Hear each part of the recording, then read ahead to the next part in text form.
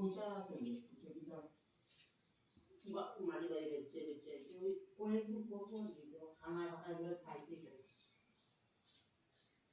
এই যে ধরো ওদের খানা আর বিমল খানা দি মামা মামা ডাকে আর খানাটা জিনিস মানে যারা মান পাওয়ালা যাইবে তেরা তেরা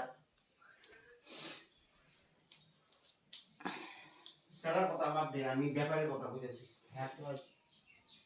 আজ যা শিক্ষা গেছে তো আগে তো 18 টাকা আমরা দিতে পারি না 18 টাকা দিতে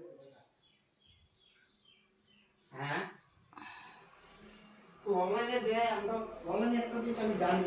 তারা ভাড়াটা বহুত কমে তারা আমরা নতুন মার্কেট থেকে